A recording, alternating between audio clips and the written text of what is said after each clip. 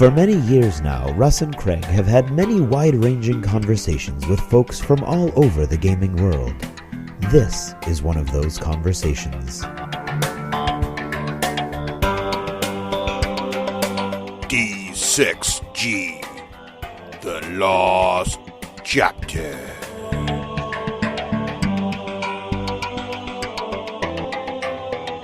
Hey, Craig. So, Russ, go ahead. Russ, go ahead. No, you go right ahead. No, after you.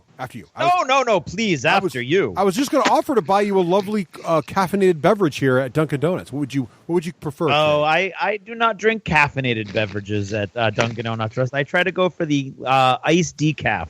Iced decaf? What? You did? What happened? It doesn't make a lot of sense. It doesn't. Not only does it not make a lot of sense, but you spend a lot of money and it really has no effect whatsoever, and half the time it doesn't taste good. So I'm trying to do less of that. But if you're paying, yeah, sure, I'll take a large iced decaf with half the ice, 8 cream, and 5 Splenda. Yes, I am very demanding, and it's much more like coffee flavored sugar milk is really what I get. Hey, Craig, is that gentleman sitting is that Stuart from Wayland Games? Stuart, how you? And Warcradle Studios. Yes. What are you doing here at Dunkin' Donuts, sir? What are you enjoying? I have no idea. I'll be honest. I thought this was a Costa Coffee in Romford High Street. So I'm very, very lost. I don't know how I've ended up over here. It is weird. It's a cosmic Dunkin' Donuts. It is. It draws people in from all over the world. Actually. Donut shops around the world connect here. So Stuart, if you had gotten to the shop you were trying to get to, what sort of pastry / beverage would you have ordered, sir? Yeah, if my flu powder was working correctly, I would have gone for. I'm a big fan of the old maple glazed donut. I think that's always good. And then to drink, it would have to be English breakfast tea, of course. Now, do the donut shops or pastry? I mean, do they serve tea or is it coffee? I guess it mostly is tea, right? There. No, it's a coffee shop. We have Starbucks and we have. Coffee's the big thing. True Englishman only drinks coffee though, but unfortunately. Tea lost us the empire, and so many of my countrymen now are abandoning ways and falling into the bitter teat of the bean. But it can't be helped. It's I'm keeping up my end with double bags in my mugs of tea. There you go. Yeah, trying to do your part. Extra strong, because that's how English he is, Craig. Extra strong tea. Bit of slosh, yeah, indeed. Now, Stuart, I assume you watch Game of Thrones. Have you guys been keeping up with this season of Game of Thrones? It's been fantastic. Really enjoying it so far. It has been. So for listeners out there who are joining us here virtually in our Dunkin' Donut shop here, just be advised that we are now going to talk about season 7 of Game of Thrones, and we're going to have spoilers. For the first half. First half. Are we at the halfway point yet? Oh, yep. I think it's. Is it halfway, or are we beyond half? I think there's 8 episodes, so good. We are at the halfway mark, I believe. Now, my understanding is, it's going to be they're splitting the final season up into 2 chunks, right? So are we halfway through the first chunk, or are we halfway through the entire thing, and now we got to wait? No. We're a quarter. We've seen a quarter of the episodes that we've got left to watch. Got it. So there's going to be like 14 or 16 episodes. We have had 4. Yes. After 3 or more, it will stop for a while, and then after 6 months, it'll finish up. Is that the plan? I think it's like The Sopranos did. Right. They did that in their last season. They had a kind of an extended run. Although I think the running time on these episodes is all starting to get they're getting longer and longer, which is good. No argument there. I just wish they would not milk the final season here. I don't know. They have got a lot of story. I mean, it's like in Lord of the Rings. So we haven't even. We're just starting Return of the King.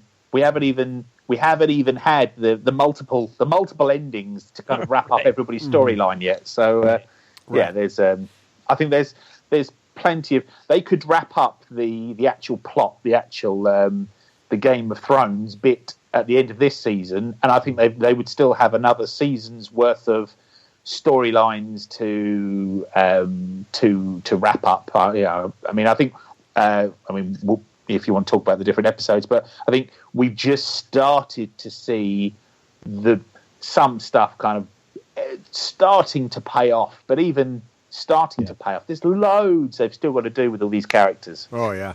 I agree. Yeah. So did a little digging, and the actual breakdown of Season 7 is 7 episodes. Oh, no, we've got 3 left. But the episode 7 is a feature-length episode. Wow. So, and apparently in interviews, the cast has actually been hinting that they have spent an equal number of time an equal amount of time on this season as they have on a full 10-season episode season. So is this, So are we going to have the pause now? Then is the pause now? No. Okay. It's where they're going full steam, and the last episode airs on August 28th. And that's it. Forever. And that's it for this season. Oh. And then there's another season, which I think is 6 more episodes. But that's not season 8. That's part 2 of season 7, technically. No. Oh. They're calling it season 7 and season 8. Oh, okay. Phew. That makes more sense. You got to think of your Blu-ray sales. I'm very confused. Exactly. It's got to say season 8 on it. It can't have season 7 part 2. So we're technically then in the halfway through the second to last season is where we are, pretty much. Yeah. Yeah. Right. That's fair.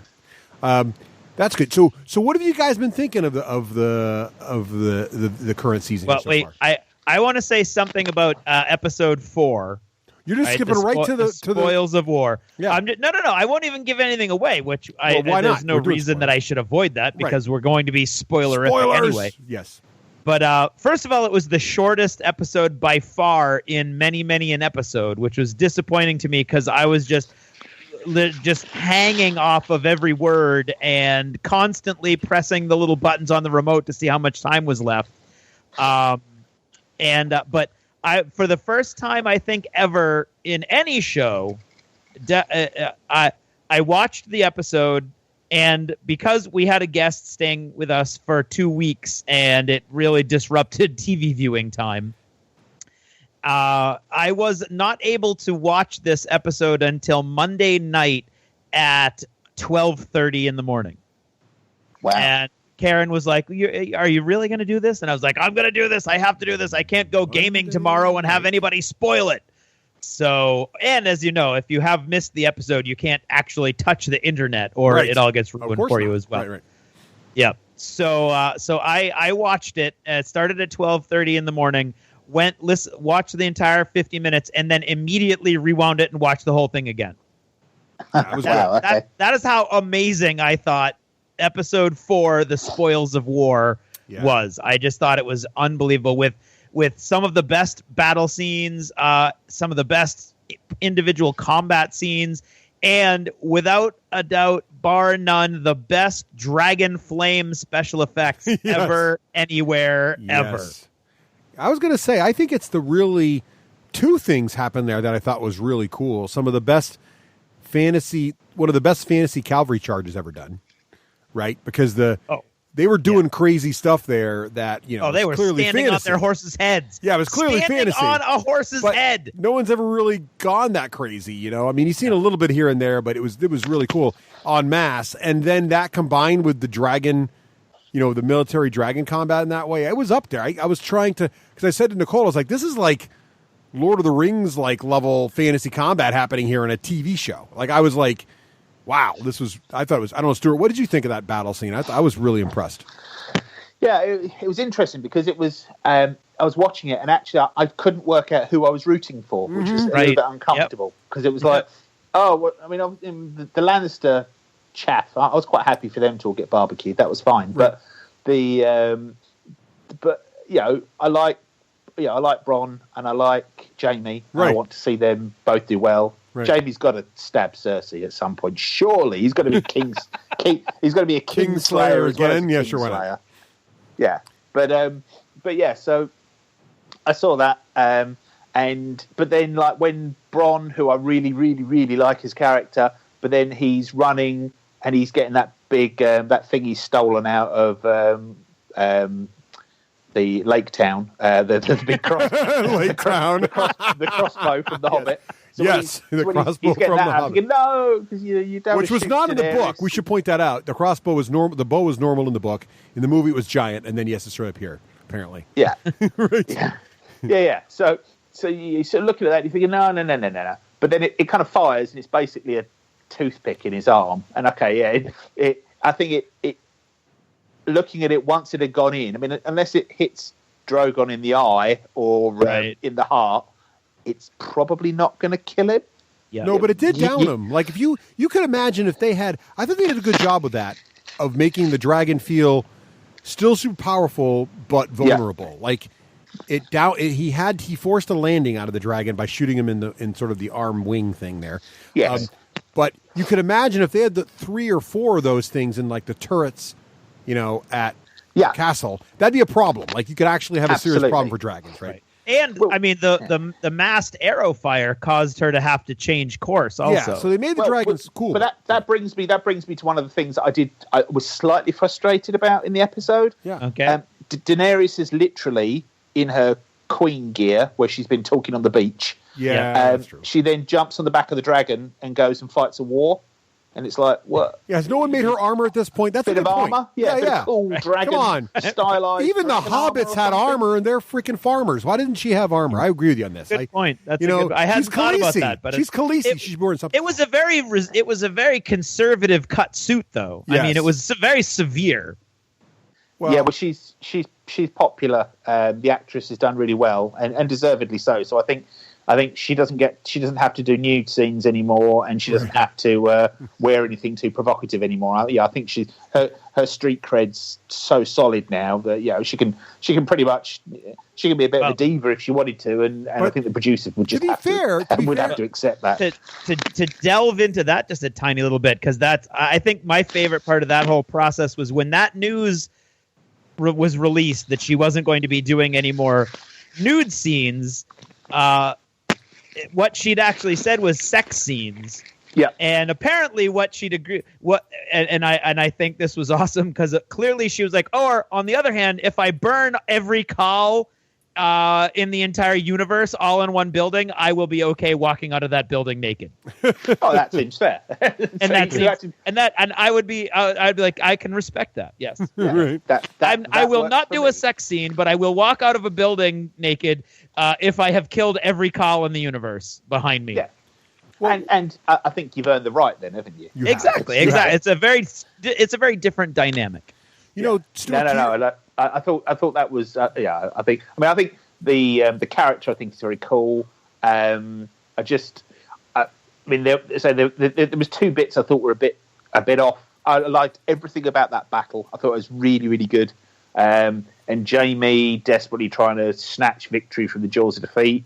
Mm-hmm. There were 3 things that it's a growing list. There were 3 things that kind of they weren't huge things, but kind of a little niggly bit.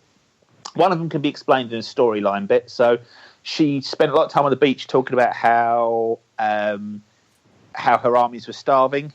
Yeah. And then what she does is she incinerates. Then she burns all the food. She incinerates all the supplies. I had that problem myself. I thought they were going to take out the Lannisters and then they were going to seize the supplies, but they didn't. They just burned everything. But that could be explained with her.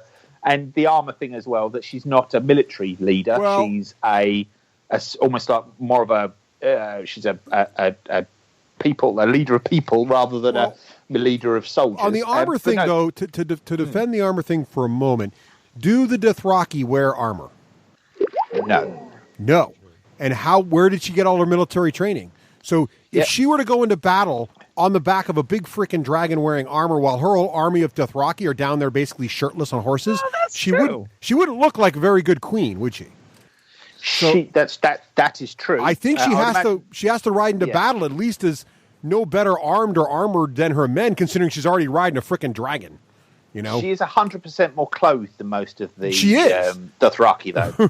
Right. Yes, and this goes back to my point. She should be up there shirtless as well, but that would just be sexist to me. Yes. Mother of dragons, she should be bald and bare. Yeah, indeed. But I think if you think about it that way, she's not going into battle as a knight, like as Jaime would, all fully armored. She's going into battle as a Dothraki would, which is basically, I have faith in my abilities, and I'm just I'm what I am, right? So I kind of feel like that didn't bother me so much. What was your third point, though, Stuart? I interrupted you. My third one was I love Tyrion there for plot, but why was he there?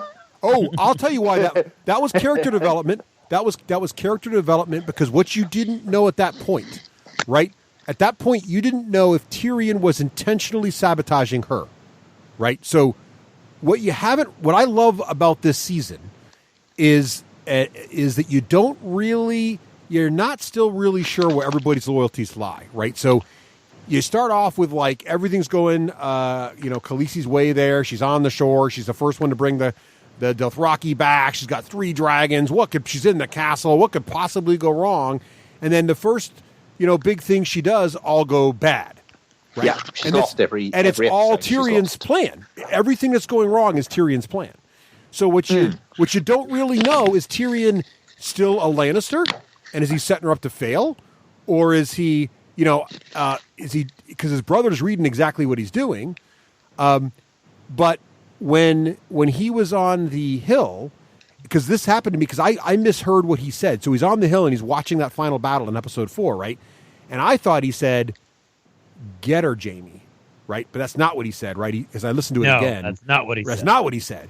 But as soon as he said it, I was like, holy crap, he is working for the Lannisters. But then when nobody said was, don't be a fool, right? Or whatever it was. So he's he's rooting for his brother to live because he likes Jaime. But at the same time, he knows he's definitely, and the other thing about this trick is this whole attack is actually a Jon Snow plan, right? Yes. Right. This whole thing is a Stark maneuver, which is exactly the kind of thing Robb Stark would do. Catch him out in the open, right? When they're not expecting it. It's not Tyrion's plan, which Jaime read like a book because he knows his brother. He got totally surprised, and the only thing the Lannisters got lucky about was they secured that gold. Because if they hadn't secured that gold, Cersei had been screwed from the bank, right? Yes. So the gold being in there is still good for them, but everything else is pretty much screwed. They got no food, and I think the no food thing was Jon Snow saying, "Just be sure, freaking wipe them out. If you're going to starve, they're going to starve too." Because Jon Snow's got no love for those guys. He wants them to all just die. Right. Yeah, for the Lannisters, but I don't think he wants people in King's Landing to starve. Oh, definitely not. Because you saw that too, right? Because he said, "Don't burn the city." Right? He's like, "That's what your dad would do." Go, take out the army, take out but I think he's got no love lost for Jaime. The expression he had for Tyrion was awesome. That whole scene where he met Tyrion on the beach was fantastic. Tyrion being on the hill was a bit convenient, but I thought it was really good for character development there. I don't know, Craig, what'd you think of that? I never thought there was any real chance that Tyrion was a double agent. No, me neither. I think that's like a massive stretch. I think that him being there on the hill was kind of, we want him there so we can see the look on his face, and because I think what you saw there was, for the first time, Daenerys is not she's not a good guy at that moment. I thought she was like vicious and really enjoying. I mean, she has good reason to want to burn all these guys. But at the same time, there was no I regretfully go forth and do what I must. She was really enjoying herself. And I think Tyrion saw that and is kind of like, there's something's going to have to give there because that can't be. So I think it was very the logic of having him at the battlefield was a bit tortured, I thought, but it was for a plot purpose. When he walked up over the hill, I was like, how did he even keep up with everybody? Well, there's a horse. But why would you not go though? But the other thing is, why would you not go to watch that? I would. Oh no! I would volunteer to go watch that in a heartbeat. But if it's a massive vanguard of Dothraki and a dragon, how on earth did Tyrion keep up with them? Very fast ponies. Right. He's probably using the same teleportation stuff that Varys was using last season. Right. Because Varys was doing some stuff in Dawn or somewhere like that, or wherever he was talking, and then suddenly in the next scene, he's on the deck of the ship heading back to Westeros. It was like, well, that was quick. Well done. Yeah. Maybe he rode a dragon. So perhaps. So what do you guys think about? So to shift, because that I agree with you both. The battle was really cool, despite the, we could nitpick it all, but I thought that was just an amazing scene. I would say though, sorry, just as what the reason that Jamie cannot be dead, other than the fact that he can't be dead, but is that there's two big changes. So obviously he's seen Daenerys for the first time, which he'd never seen it before. Yep. We've seen a little bit more of the Jamie that we've started to really like the Jamie that we saw when he was with Brienne, right? And because he was talking about not whipping the stragglers and stuff, and saying they just won a battle for you. Maybe we give them a bit of warning first, kind of thing. So we'd seen that. So I think there's payoff. But the other thing is, he now knows that his brother did not kill his son, which is something that he did not know. Right. An episode previously. Yep. So Tyrion and Jamie coming, even if he did think that Tyrion had killed killed his son, had killed Joffrey. I still don't think Jamie could have killed Tyrion for it. I don't think he would have done. But now he almost certainly wouldn't do, and that's why I genuinely think they are starting to. I think if Cersei is to die, I think they are engineering it so that she may well die at Jaime's hands, or she heard it here first, or she will kill Jaime, and it will be very, very kind of a very. You're going to end up shouting at the screen, kind of no kind of thing, right? Yeah. I think that's showdown. One or the other will be the end of the other. And I think that's interesting, Stuart, because for the first time, I think what we saw in that episode was characters that years of development that are now facing each other on the battlefield in a story universe, in a narrative where we know really important characters can and will die. Yes. So all of a sudden, there's Bronn being told, "Hey, go take on the Scorpion," and I can't shoot it with one hand, and the look on his face is priceless. And then you're like, "Not Bronn, not Bronn, not Bronn, not Bronn, not Bronn." And of course, he dodges out of the way. You're like, "Oh, thank God," because I mean, George R.R. Martin can only have so many of those in him in an episode. Well, and then all of a sudden, Jaime's charging at the dragon. The dragon's a mouthful, and you're like, "Oh my God, not Jaime, not Jaime, not Jaime." Well, you're rooting for both sides. You're like, "Oh, Bronn, don't kill Drago. Oh, Drago, don't kill Bronn. Oh, Jaime, don't kill Daenerys. Oh, Daenerys, don't kill Jaime." Yeah. That's what I mean. Like the emotional, the very real emotional turmoil you're feeling during these episodes, which would be impossible without things like the Red Wedding as a foundation. Now, let me ask you this, though. And let me segue. Let me segue the Red Wedding, right? Yep. Holy aria. Woo! Yeah, the opening to the season was phenomenally good. Yep, that was awesome. That was because I have been wondering as a writer and as a storyteller, you need to. It's like you're doing a big balancing act, and if you have a horrific crime, you have to eventually balance that out with something that leaves your audience satisfied. That justice has been served or some purpose has been served, and I've been struggling. Like, what could you possibly do that would make the Red Wedding okay? Oh, you could kill the entire family. Oh, yeah, you could genocide. Do that, I guess. Yeah, my list just got shorter. Let me ask you guys this, though, because you said I actually was disappointed that no one died in that battle. And the reason I was disappointed is I'm getting nervous that now that they're beyond the books, right, that the TV writers are starting to treat all the characters like, oh crap, there's a fan base for this character, I can't kill them. No, please. They killed Hodor. No. They didn't. Yes, but that was part of the thing. No, it's not. We haven't gotten to that part of the books yet. No. I think that I don't think Hodor counts. I agree. I actually thought, I was saying to my wife as we were watching it, I said that Bronn, I said, look, his story has come. There isn't actually any more story for him to tell. So I did think he was going to die. Yeah. And actually, I couldn't work out why he had jumped. I thought he was going to get incinerated on the crossbow when he was, after he'd fired it, that he'd get torched. But apparently his leap to one side is like 20 feet, so that was fine. But I couldn't work out why he had survived, except then at the end. Yep. Because I think that could only be it could only be Bronn that had jumped saved and Jamie, knocked Jamie off the horse. And I think that was his reason. He could still bite the bucket next week. Yeah, he could be dead. I don't think Bronn's coming out of the water. All right. Yeah. They both have armor on. They were both sinking at the end. Now, it was focusing on Jamie. Right. But I think we all agree Jamie can't be that's a horrific way for Jamie to die. But I don't think exactly. I think Bronn, like you say, he's lived his arc. Yeah. Right.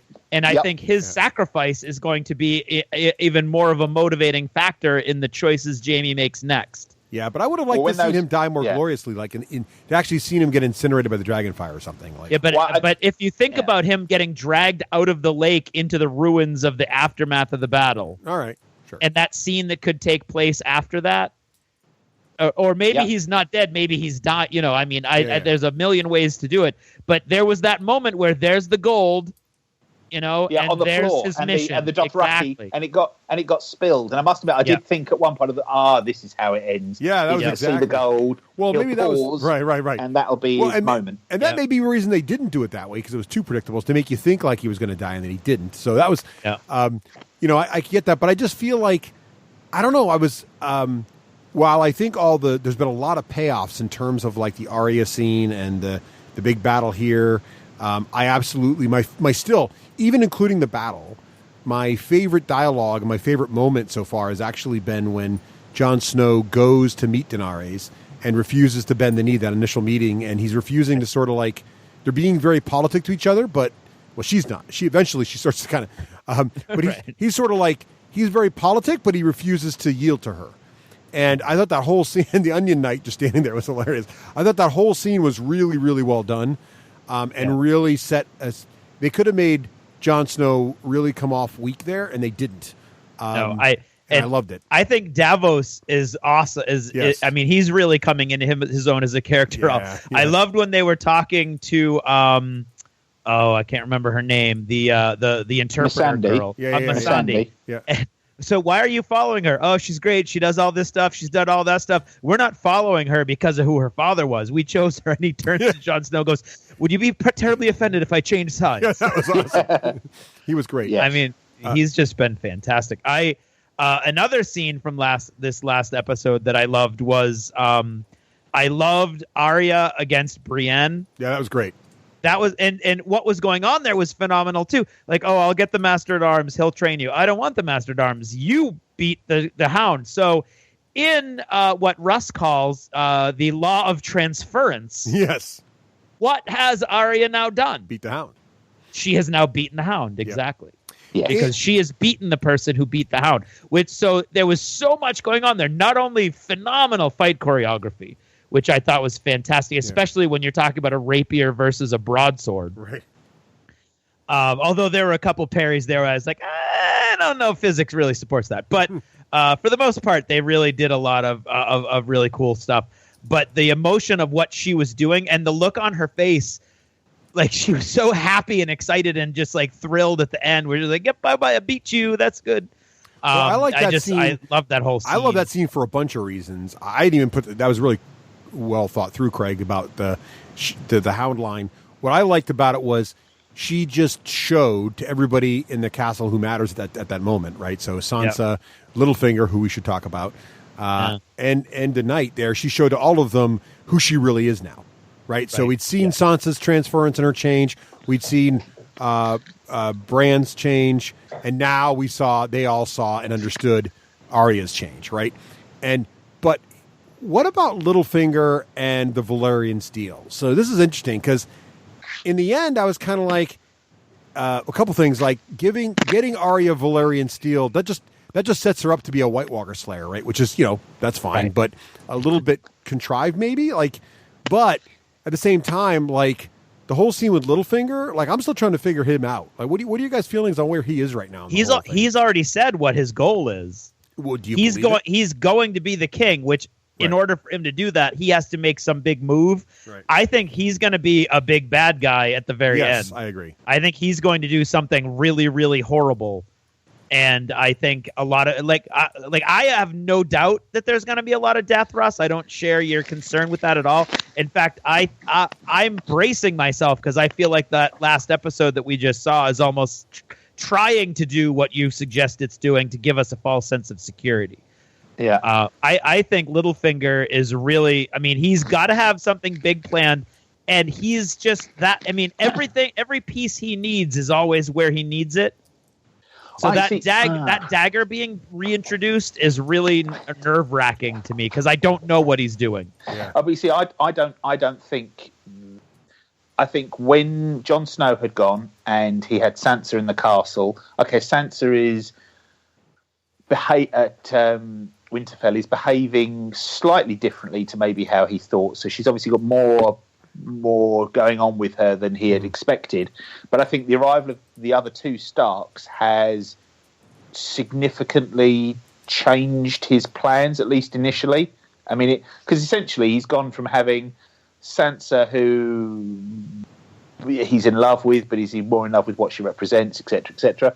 But then you've got, because she's essentially a tool, but she's alluring, and I think it's complicated between him and Sansa now. Yeah. But then you've got effectively. I mean, I saw this great meme somebody did where it was Sansa's expression where she suddenly realises that she's become the new Rickon of the Stark children, because basically you've got Assassin Girl and the Three-Eyed Raven as for siblings, and she realises that she's actually now the forgettable, non-special one of the three. Well, because her power is political, whereas and I think from and so that scene when they were doing the training and they were watching down, I think Littlefinger, I think there was lots going through his mind there. Okay, there was a little smile, but there was also, I mean, how he can't manipulate. He certainly can't manipulate Bran, which is where I think that whole Valyrian dagger was going. I don't think the conversation went in the direction that I think maybe he started the conversation thinking it was going to be, because Bran should be the new Lord of Winterfell, because he's a legitimate heir to. And in fact, Bran he's Bran told him to his son. But Bran told him to his face. That's a conversation for another point. Right. Yeah. Well, I think Bran saying chaos is a ladder to him was literally saying, I know you're just using the craziness here to improve your station and try to take over. Like, he's basically telling Littlefinger, I know exactly what you're doing. Right? Well, but because Littlefinger had used those exact words in a previous season. Yeah. And I think, but what's interesting is the Starks all treat him with almost disdain, right? So they kind of all know. I mean, none of them purport to trust him, and yet they give him the run of the castle. So he betrayed their father. Don't forget. Right. In season 1. Oh yeah, right. So they don't like him. And for Sansa, for Arya, I mean, Bran wouldn't have known, but for Arya, that would have been the. He's on the list. That would have been the last memory she had of Littlefinger. And is it Harrenhal? She will have overheard him talking to Tywin. Right. And again talking about effectively betraying the Starks. So there's even money, Craig. I think there's even money that Littlefinger does something really evil, as you're suggesting, or that Arya, he's about to, and Arya assassinates him out of the blue. That's true. Well, that would be good because I'm not a big fan. I actually think his story is largely run its course. I mean, he could have some grand plan, but the problem is he's an opportunist, right? And I think his opportunities are starting to run out. I think delivering so he played his big card, so he saved Winterfell with his army, the Knights of the Vale. Right. So that kind of explains that investment, or that taking that opportunity of pushing Thingy through the moon door and so on. But then Sansa, again, this is where it gets complicated because Sansa saved him because I think he's a brilliant improviser, an opportunist. I don't actually think he's a good planner because most of the time he leaves himself hugely exposed and it's only with his smooth tongue or his ability to kind of think on his feet that he gets out of trouble. So, like when he pushed whatever her name is through the window, Lyra, through the hole in the ground in that implausible fortress. He was in the frame. He was in the frame for murder, and he would have, without Sansa saying something, he had no way of knowing that she would have done that. In fact, that was out of character for her to have stood up for him. He was dead. And so that's not the act of a planner. That's somebody that he saw an opportunity, but he didn't necessarily think through all of the. So that's why I think he's played most of his hand. He's looking for that opportunity. He tried to influence Jon Snow and got in a kind of a mirroring to Eddard Stark, got thrown up against the wall and threatened if he comes anywhere near his family. So I think he's running out of. He's not got the hold on Sansa that he thinks he had. So I actually think he's running out of. I think he's looking for that angle. But I don't think he has a grand plan anymore. I think he's hoping an opportunity will appear. I could be wrong. There could be some implausible little moustache twirling plan that suddenly is revealed. But if there is an angle, it's almost like in a Poirot mystery or an Agatha Christie novel where they've deliberately withheld one of the clues so that you can't work out what it is. Because I'm not seeing the pieces where this grand plan is there. And I think it'd be much more rewarding if you go, well, you know what, I reckon I can work out where this is going, or I think I know. I genuinely, like yourselves, I feel like he has a plan, but for the life of me, I can't imagine what it is. So I think maybe he doesn't, and he's looking for that. Right. He's looking for that opportunity, because chaos is a ladder. So in chaos, in upheaval, there is an opportunity for advancement. I think that's where his head is. I could be wrong. No, that makes sense. I would be happy with that. Sounds right. So we're the donut shop owner here is giving us a little evil eye. So let's quick. What was everybody's favorite part of the current season here? What's been your favorite moment? So Stuart, what was your absolute favorite moment so far? I really liked. I really liked the stuff with Jon Snow on Dragonstone. I thought that was. I'm liking the growth of his character, and the stuff, the interplay with Sir Davos. I mean, for me, I like it's the interplay between characters. Yeah. I love the set pieces are great, and that's the payoff. But so it's the little moments between characters who we've become so invested in. So that. John and Tyrion meeting after all that time when they were peeing off the wall together, off the wall at the edge of the world. Yeah, so that little things like that really, really fantastic. The little moment, okay, it was in a battle, but when the first Lannister dies to a Dothraki, because that's been building since the first season. Right. Yeah. Those two representatives from these two great. The things that could only happen because of the story that we've been following. So those kind of it's the little moments, the interconnection, that kind of the little payoffs, not necessarily the big stuff, but the little payoffs now that we're starting to be rewarded after 6 years, and I think that's great. I'm really enjoying it. Craig, what was your favorite moment of the new season? Well, I really like a lot of those little moments too, but I would have to say. That what I said earlier, that moment where you realize that you're looking at Jaime and Bronn versus Daenerys and Drogon, and that you've got you've got four characters, two on each side that you absolutely love, that are are fan favorites, and everything is coming to a head, and any of them could die. And I think that was that to me was sort of the pinnacle of where all the suffering and everything that made people like your brother John stop watching the show, like all the dead people and everything, it really started to really kind of build. And you can't get to that kind of a peak without that bloody foundation to start with. So I think that moment of, oh my God, not him. Oh my God, not her. Oh my God, not him. Oh my God, not him was really sort of, I mean, I've like I've heard some people be like, "Oh, no surprises this season, whatever." I have just loved the whole thing, but that moment really for me was a standout moment. Yep. And what about you, Russ? Well, I already said the John. I agree with you, Stuart. The Jon Snow. I like I love the epic battle scenes. And Craig, you're absolutely right. That moment you're describing, it was so emotional.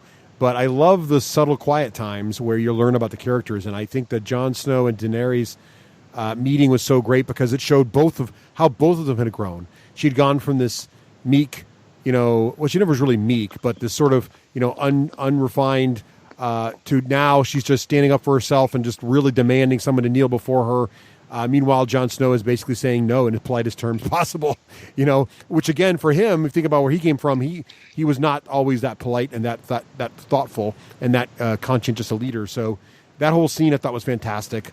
And I'm just really loving all those growth scenes and really the payoffs this season. I think you mentioned it too, Craig. The Arya fight scene was such a great payoff. The opening scene with Arya was a great payoff. But then again, at the end of the last episode where she got to fight and prove her, and you just got to really see, because we haven't seen anyone best her yet, right? That night. What's her name? I'm totally drawing a blank on her now. Brianna. Yeah, we haven't seen anybody best her, and Arya just beat her without really breaking a sweat. So you kind of know where she is now. It's kind of like she's the baddest fighter in the. Did she best her, or would that have been mute? I mean, there was a sword to a throat and a dagger to the chest. Well, except Arya, that was Arya in open combat, and obviously she's trained in ways that don't even involve that, right? So that wasn't even her. You wouldn't even know she was there. Yeah, that was the knight's preferred mode of combat, and that was Arya's least preferred mode of combat, right? So when you think about it that way, good point. Good point. She'd be poisoned with her soup, as we all know by now.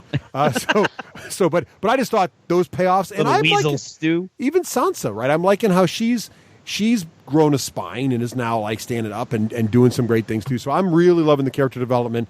I feel like we didn't even talk about Theon, but we're out of time. That's an whole plot point. Poor Theon. That guy's got worst. I think job he's got ever. a lot of development coming in the next episode or two. Yeah, he does. And who knew Eunice could get lucky like that? I just didn't see that coming at all. So anyway, so I say good for Grey Worm. That's what I say. That's right. So the Donut Guy's kicking his hider. Stuart, thank you so much for joining us here, and we'll be looking forward to you having on the main show here in about a week. That sounds great. Lovely. Look forward to it.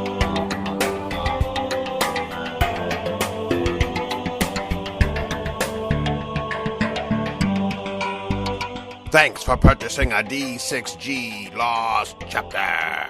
Supporting the show helps it grow.